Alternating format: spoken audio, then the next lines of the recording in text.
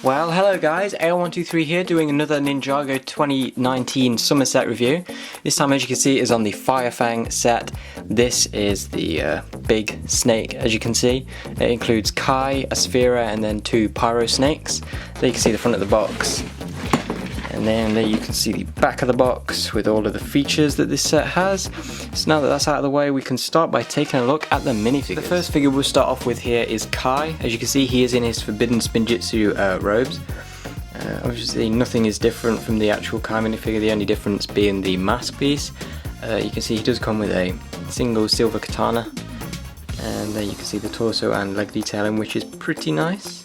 Then under the mask piece there you can see the face, which is the same as the one they made in 2017, so they haven't changed that.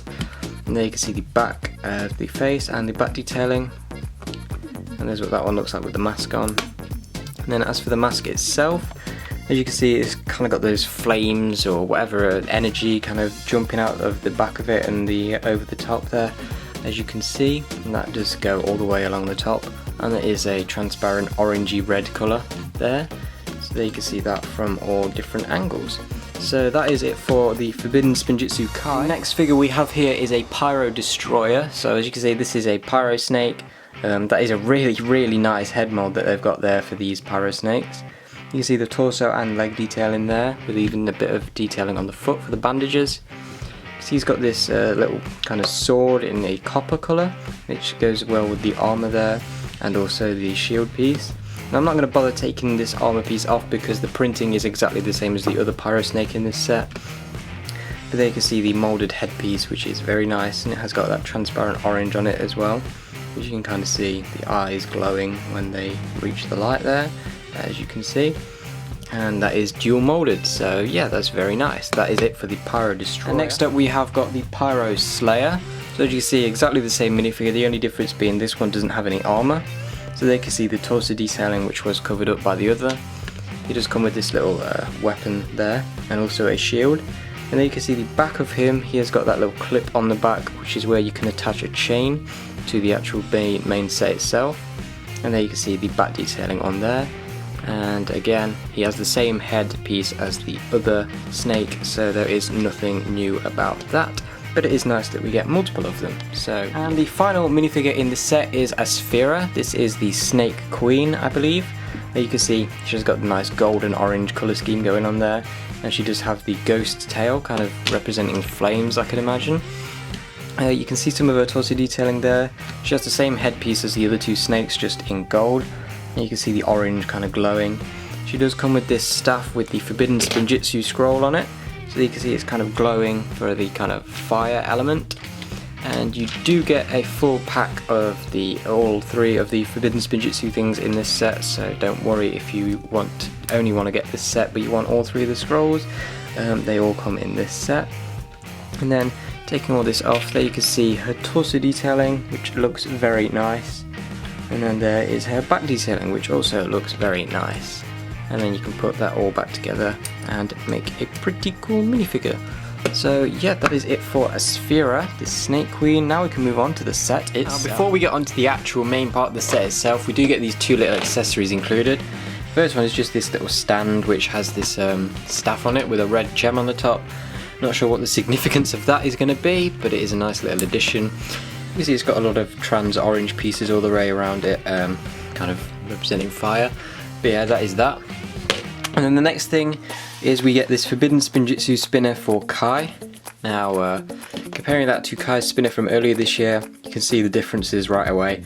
First of all, there's no clips on the top to put things on. The colours are the same, but the colours are kind of placed differently. So as you can see, the solid colour is more at the bottom. On this one, it's more kind of spread out. They do work the same, so you spin them just like that. It does work exactly the same, as you can see. And again, putting a minifigure in it is also exactly the same. You simply just place them in the bottom there, and then you can move them about and spin them freely, as you can see. It doesn't really work as well when he's got the sword in, so I'll take that out and try it again. You can also see the new spinners are glittery, while the older ones no glitter present in that. So you can just spin it like so, and there, Kai is doing Forbidden Spinjitzu.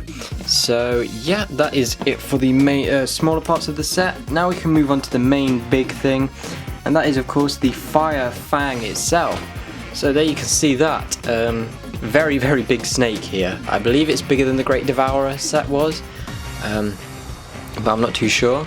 You'll see that it does have these two chains on the front, and what those are for is you can attach those to the Pyro snakes like so, just on the backs there, and then they can kind of walk the snake along as they please. So those just clip on like so. They can kind of be pulling the snake along, I imagine. So yeah, you can see the details on the front there with all those stickers with the kind of hieroglyphs on, and you can see that kind of making up the detail of the snake. Moving on, we have got a lot of trans orange on this representing fire. You'll see we've got the big plastic piece of the bat, which looks very nice, I think. You can see the blue in there, and then the face with the tongue, and the tongue is also another kind of plasticky piece. And you can see the red eye there, which they've done very nicely. And this face, I think this is probably one of the best builds Ninjago has done. Definitely my favourite set of this wave. You can see you can just open the mouth like so, and then the tongue in there is just that plastic piece, as you can see, and that can be moved all the way up like so, or all the way down if you want. And you can just close that like so, and it just kind of sticks out. And the head is on a ball joint, as you can see, so that is free to move. Even with the plastic piece on, it doesn't really limit the rotation, like so. So you can see the plastic does kind of twist with it. The flags do fall down a bit at the top, but that's no problem. But speaking of that, this throne can be really easily removed. It just sits on that top bit there, and then you can just have the snake on its own, like so, which still looks very nice on its own. We'll save the throne until later. So yeah, there you can see the kind of snake in its entirety. And then you can see the back of the snake there, and you can see how the plastic bit is clipped on using those ball joints. And then down at the bottom, you can see we have a lot of fiery pieces on there, and these little spikes. And you can see, just like anything with a tail, it has this little ability to swing the tail like so.